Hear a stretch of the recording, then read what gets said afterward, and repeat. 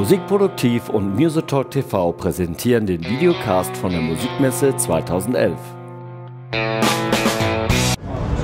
Hallo und herzlich willkommen zum Messecast 2011 von der Frankfurter Musikmesse. Jetzt bin ich bei Softube und neben mir ist der Niklas. Hallo Niklas. Hello, how you doing? I'm fine. All right. So I guess you're here to see our new stuff. All right.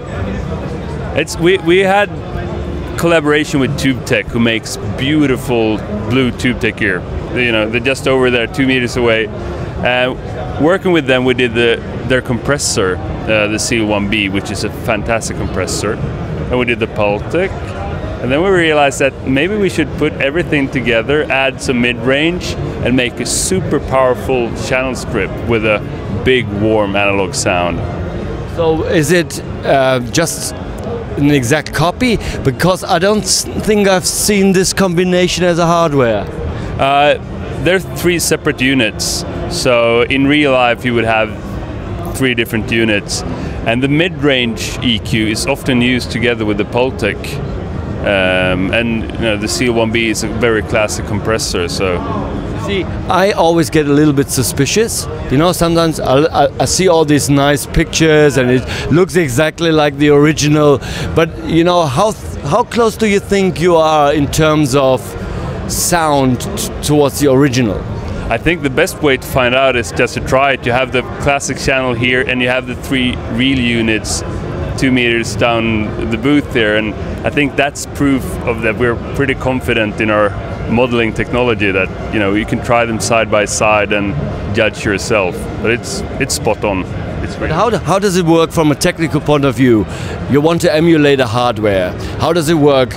Do you sort of look at what goes into the hardware and you look at what comes out and you try to match it with the software? What is how do I get there as a developer? And it's all about math, really. We could normally, when we do a thing like the mid-range EQ, we work a lot of math. We look at the components, we look at the schematic, and we can work on it for weeks until we even listen to it. And then we try it out, do a lot of A/B testing, see if there's some mismatching components and stuff like that. But it's all about math and electrical engineering to try to figure out the equations for how this stuff works. So you try to find out how the original hardware works from the schematics, and then you develop a digital model, a software model? Yeah, exactly. So what you end up with, or not end up with, but once you've done the math, you get a lot of equations.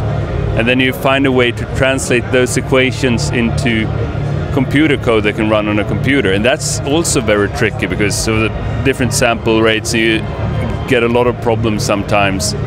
So it's math being converted into computer code, really. But there's one general problem, I think, because math and computer programs, they're inherently linear, And analog is inherently non-linear. It's not as predictable, and math is very predictable. It's the most predictable science, there is. And so, how does that work together? I mean, when it comes to linearity, non-linearity, math is. It's the first step.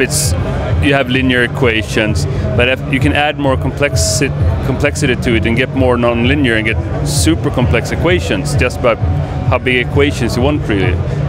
So you can get all the distortion and the tube stuff correct from the equation if you want to. But then there's always a little bit of mojo. That isn't, you can't see that from the schematic, and you can't really look at a schematic to see exactly how a tube sounds. And then you have to do measurements. And it's not like, we listen and try to tune it by ear. It's very specific. Sometimes we need to build measurement equipment just to measure one component with very special signals to get a full characteristic of that single component. And then we convert that to equations again. So Okay. it's all about the math. At the end, it's all about the math. Yeah, or all about the music, perhaps. So when will this product be out? We will release it after the show, so April 15.